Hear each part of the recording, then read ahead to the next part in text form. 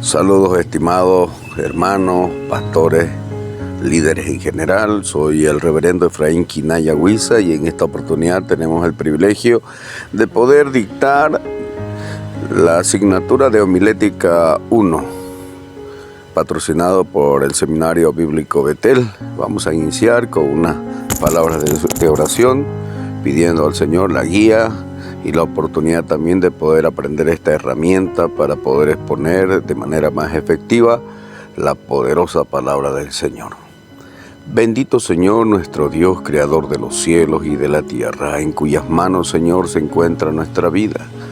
Tú que conoces nuestros pensamientos y las intenciones de nuestro corazón, oramos a ti, Señor, para que en este tiempo tú derrames sobre nosotros, Señor, sabiduría, entendimiento, comprensión y sobre todo, Señor, una doble unción de tu Espíritu Santo, para que al momento, Señor, de dar a conocer tu palabra, seas tú, Señor, hablando a través de nosotros.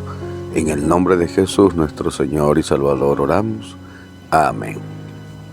Iniciamos entonces con esta clase de Homilética 1. Y para ello, vamos a pasar a la siguiente diapositiva. Un sinóptico general o un panorama general de lo que significa homilética y en el campo de estudio en el que se encuentra. Como ustedes verán en la gráfica, tenemos tres herramientas muy importantes para el teólogo. La primera, que es la exégesis, segunda, la hermenéutica y la tercera, homilética. Cuando hablamos de la exégesis, es la que nos permite a nosotros extraer de la palabra del Señor la información correcta. No como nosotros la comprendemos, no como nosotros la entendemos, sino como el escritor la quiso dar a conocer, ¿no? Para poder extraer el mensaje, la información que corresponde en cuanto a la palabra de Dios. La hermenéutica es una herramienta que nos permite a través de ella interpretar la palabra de Dios para también acercarnos lo más al autor, al mensaje propio del autor. Una vez extraída e interpretada la palabra, tenemos el privilegio y la oportunidad también de exponerla. Y para exponerla también tenemos otra herramienta que sería la homilética, la cual nos permite a través de ella misma realizar bosquejos para sistematizar el conocimiento y así alcanzar de manera armoniosa el contenido bíblico, dándolas a conocer a un auditorio o a un grupo de creyentes. En cuanto a esto, en esta noche vamos a mirar el número 3, que es la homilética, la cual nos va a permitir a nosotros poder hablar de las diferentes herramientas, tipos de sermones que vamos a ir desarrollando a lo largo de este tema. Vamos a cambiar la diapositiva para poder exponer. Y aquí tenemos una pequeña definición de lo que significa homilética. Proviene del griego homiléticos, que significa reunión, y homilíos, que significa conversar. Es en teología la aplicación de los principios generales de la retórica, específicamente para la predicación pública de la palabra de Dios. Entonces la palabra homilética también se puede comprender como una ciencia y un arte. Ciencia porque usamos herramientas que nos permiten organizar todos los criterios para poder exponer de manera sistemática y progresiva. Arte porque usamos la retórica, la labia, para poder exponer la palabra con mucho sazón, modulando la voz, incluso mostrando palabras, expresando palabras de seguridad, no dando confianza al oyente que lo que nosotros comunicamos es la verdad. Pero es importante que cuando hablamos de homilética podamos entender las herramientas que nos permiten organizar un sermón a través de un bosquejo, ¿no? Es la columna vertebral de un sermón en realidad. Aquí tenemos por qué es necesario elaborar un bosquejo y he apuntado algunas para poder tomar en cuenta a la hora de por qué elaborar un bosquejo de acuerdo a la homilética. Uno de ellos dice: ayuda en el proceso de la escritura facilitando la organización de las ideas. Otro, con él podemos delimitar apropiadamente el tema que vamos a predicar. Entendemos nosotros que cuando tomamos un pasaje bíblico, se nos abre el entendimiento y empezamos a ampliar el tema. Cuando lo estructuramos a través de un bosquejo, delimitamos entonces, ¿no? No nos expandemos mucho, pues queremos hablar sobre un tema determinado y el bosquejo nos permite hacer eso. Número 3, presenta el material de forma más lógica, ¿no? O sea, más organizada. Cuarto, ofrece seguridad al predicador. ¿Por qué? Porque cuando el predicador tiene todo estructurado después de haber entrado en un proceso de extracción, interpretación y ahora en el momento de la exposición, él se siente seguro porque lo tiene escrito. Es cierto que nuestra mente es muy volátil, ¿no? Y a veces nuestras emociones nos juegan un papel embarazoso. Pero al volver otra vez a nuestro bosquejo, volvemos otra vez a los criterios lógicos para seguir exponiendo de manera progresiva el sermón. También nos ayuda al predicador a iniciar con un orden y terminar con un orden, ¿no? En ocasiones, cuando era muy muchacho, empezaba yo hablando de B y terminaba hablando de Z, ¿no? O sea, no había un orden en el discurso del sermón. En ese sentido, el bosquejo nos ayuda a iniciar con un orden y terminar con un orden. También ayuda a tener dominio del tiempo. He escuchado a algunos que dicen, nosotros sabemos cuándo comenzar, pero no nos interesa cuándo terminar, ¿no? En cierto sentido, de manera subjetiva, es buena idea. Pero el que elabora un sermón después de un buen tiempo de examinación de la palabra del Señor, por lo general dentro de este tiempo un sermón debe durar 45 minutos, ¿no? Hay algunos que convencen al auditorio, pero por agotamiento. No es en todos los casos, ¿no? Pero un bosquejo nos permite tener el dominio del tiempo y es bueno e importante ser ordenado. Ayuda a distinguir las ideas principales de la secundaria. Cuando nosotros tenemos un tema, no nos vamos por las ramas, sino seguimos por el eje troncal de la idea, ¿no? Y hemos visto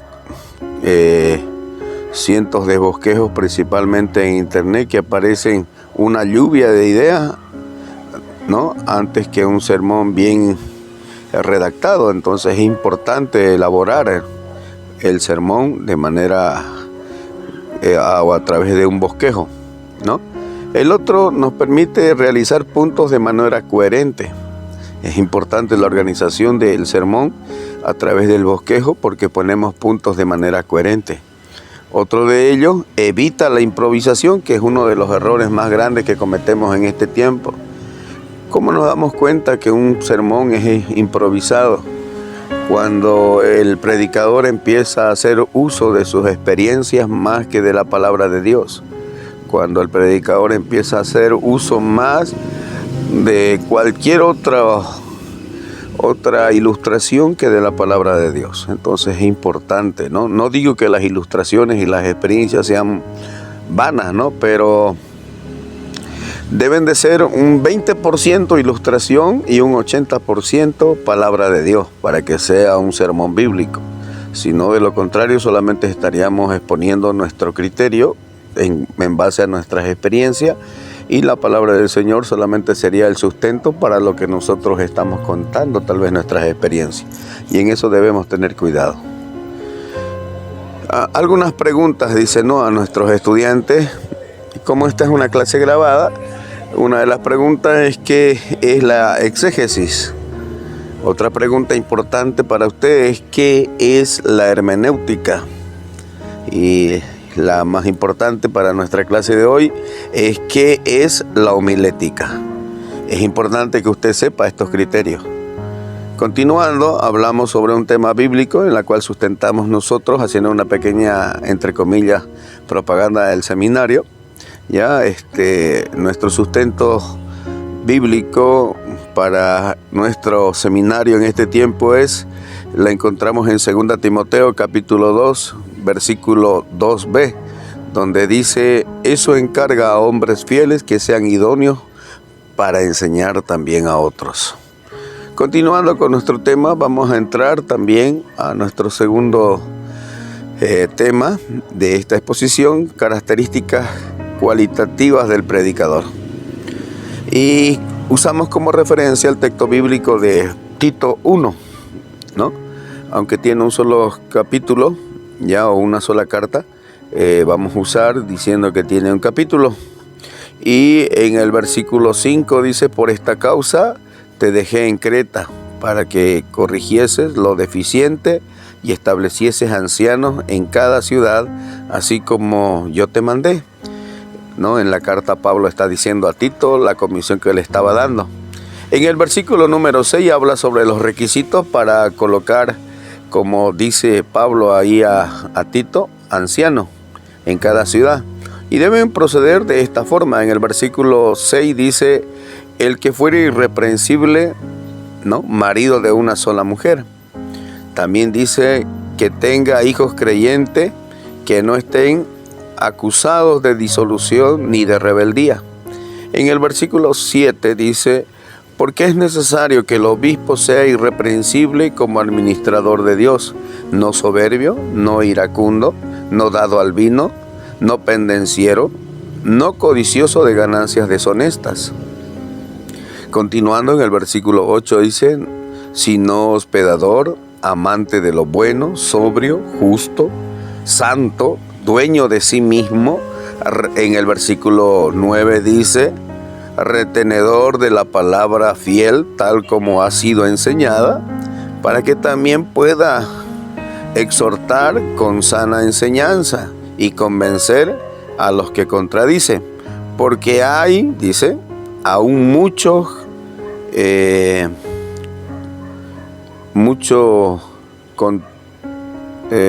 habladores de vanidades y engañadores, mayormente los de la circuncisión, dice, ¿no?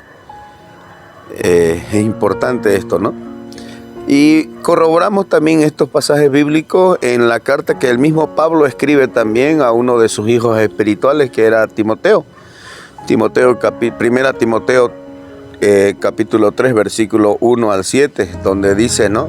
Palabra fiel, si alguno anhela obispado, buena obra desea.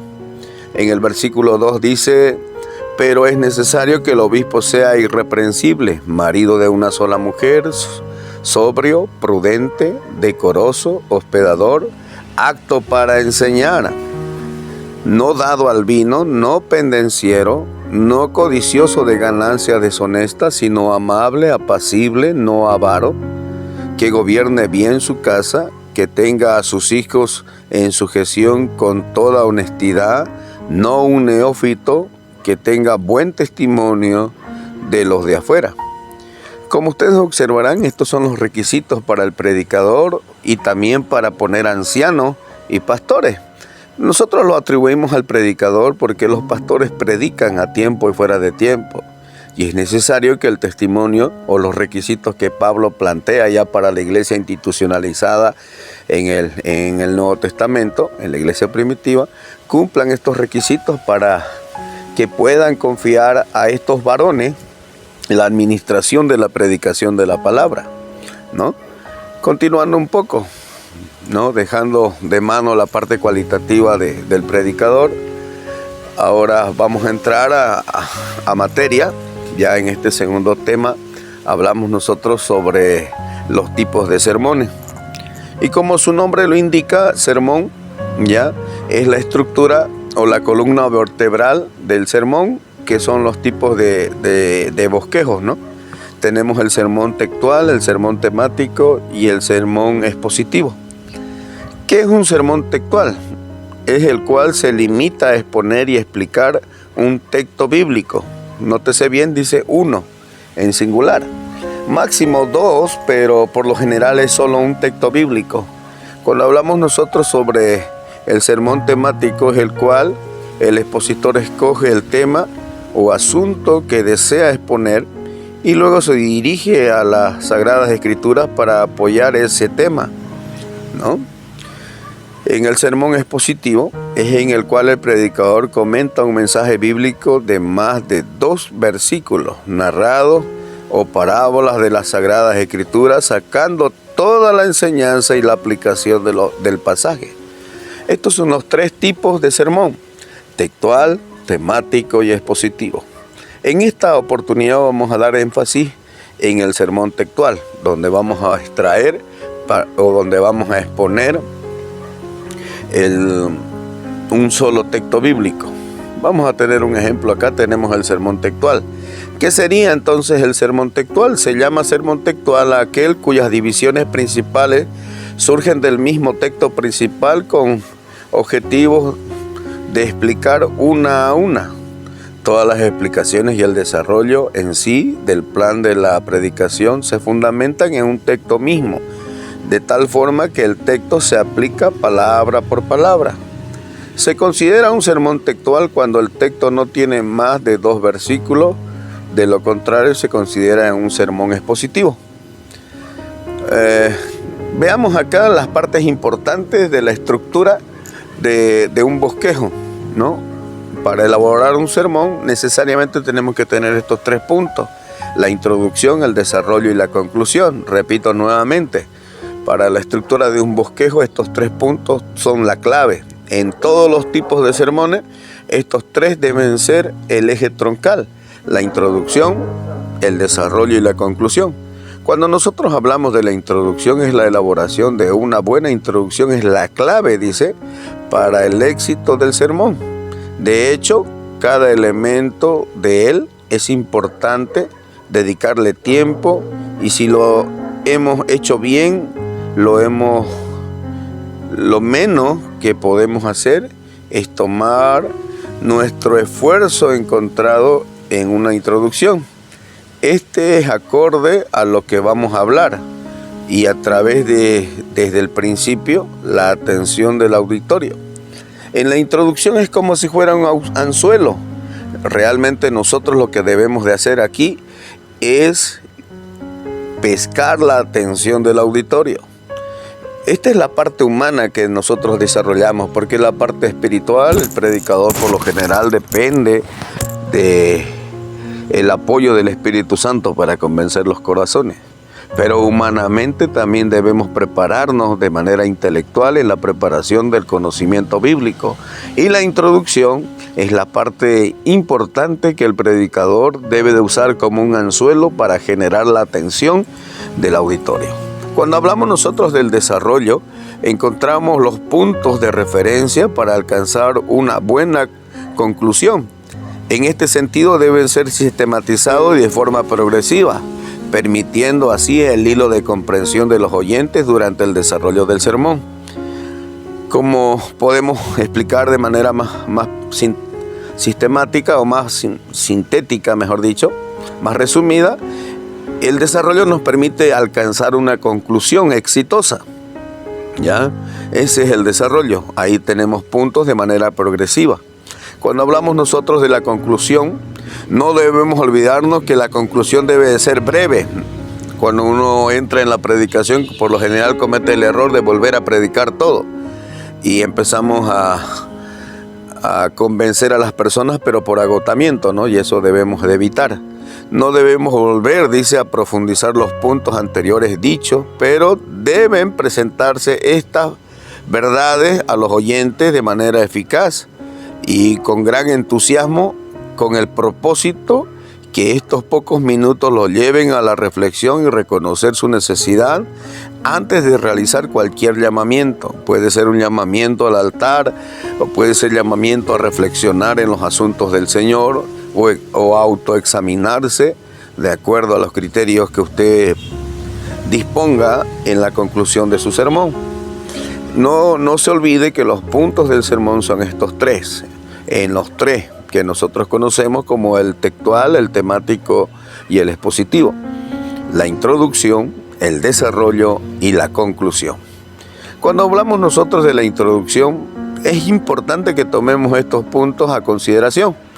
El primero dice, haciendo referencia a un hecho real. Para nuestra introducción podemos usar un hecho de nuestra vida social, ¿no? Explicar el origen del mismo sermón, haciendo referencia al contexto de los versículos que se han leído previamente, o también podemos usar formulación de preguntas en el auditorio, o citando un dicho, proverbio, poema o ilustración.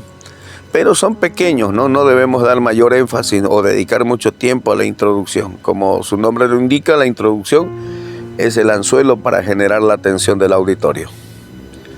Por otra parte, cuando hablamos del desarrollo, vamos a usar aquí como ejemplo un texto bíblico, Hechos capítulo 11, versículo 24, donde dice, porque era varón bueno y lleno del Espíritu Santo y de fe, y una gran multitud agregó al Señor, ¿no? Agregada al Señor. Notemos bien que ese versículo lo vamos a desarrollar en 3 puntos. Ya el cuarto no lo vamos a tomar en cuenta, pero ahí tenemos los 3 puntos. Estamos usando como referencia solamente una cita bíblica. El primer punto dice porque era varón bueno. El segundo, y lleno del Espíritu Santo. El tercero, y de fe. Ahora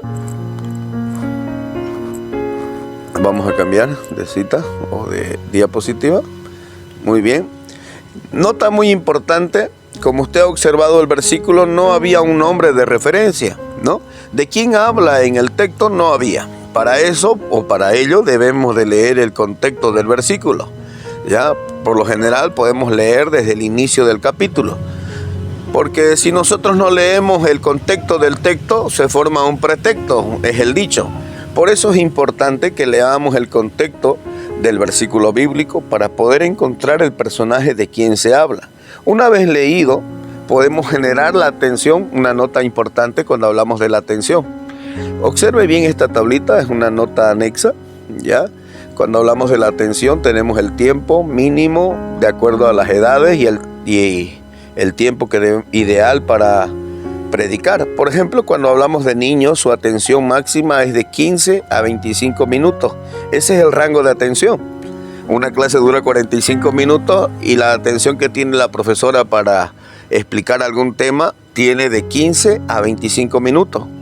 Los otros, el tiempo restante deben hacer actividad física con libros, con colores, ¿no? Pero el núcleo de su atención de los niños está en ese rango, que sería 20 minutos. Tenemos ahí en la clase de los jóvenes tienen el máximo de atención de 25 a 40 minutos, ¿no? Y un rango o un núcleo de tiempo de atención es de 30 minutos, lo que significa que los 45 minutos restantes pueden hacer otra actividad, ¿no? Como tal vez llenado de cuestionarios o tal vez también memorización de versículos, ¿no? Pero ya la atención es mínima. En los adultos la atención está entre los 35 a 50 minutos. El núcleo de su atención máxima estaría entre el rango de 45 minutos. También para los adultos está entre 20 a 40 minutos. El núcleo de su atención está en 30 minutos. Un sermón debe de ser un tiempo ideal de 45 minutos para generar toda la información que pudiésemos dar en cuanto a la exposición de la palabra. Si tardamos más, estaríamos convenciendo al auditorio, pero por agotamiento, y eso debemos de evitar, ¿no? Un sermón organizado, recuerde bien, tiene bien medido el tiempo. Y eso es como cuando un cocinero empieza a tener todos sus enseres para cocinar y él sabe qué tiempo debe estar cocido cada uno de los alimentos para que al final salga un plato de comida exquisito, ¿no? Entonces el cocinero tiene a tiempo y organizado cada uno de los elementos de la receta. El predicador también de la misma forma debe saber usar bien el recurso del tiempo, ¿no? Continuando esta pequeña nota, vamos a pasar otra vez al desarrollo. Y aquí, después de haber leído el contexto del libro, observamos que el versículo estaba hablando de el acompañante de Pablo, Bernabé. Y ahí decimos, lo que está con negrita es el texto, sin tocar ni quitarle nada.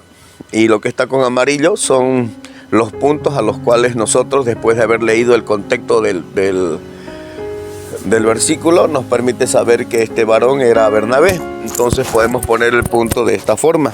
Bernabé fue un varón bueno, respaldado por el versículo porque era varón bueno.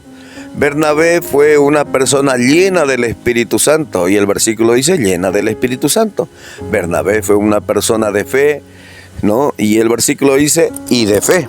En ese sentido tenemos el desarrollo establecido. Luego, después de hacer el desarrollo, recién podemos pasar a la introducción, que sería la parte importante, ¿no? Como para el anzuelo, para generar la atención. Y ahí tenemos 4 puntos importantes, ¿no? El primero dice, debe de ser un pensamiento íntimamente relacionado con el tema principal o con el mensaje. En segundo lugar, debe ser llamativa la introducción. En tercer lugar, debe ser debe ser mejor que el mensaje, ¿no? Debe ser palabras adecuadas, elegidas de manera minuciosa para generar la atención del oyente, del auditorio. Y por último, debe de ser breve. La introducción no debe de ser muy larga, así que en ese sentido, para desarrollar la introducción, debemos de usar palabras que generen la atención del auditorio. Y para ello, aquí tenemos, en base a los puntos que habíamos hablado, tenemos una breve introducción. Dice, ¿no?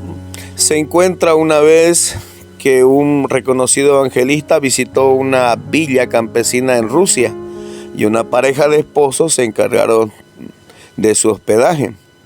En cierta ocasión, estando el evangelista con la esposa, ella señaló que su esposo le dijo que su cónyuge era un predicador de espalda. Más tarde le comprendió que lo que la mujer le quiso decir es que su esposo era un hombre que predicaba con el ejemplo.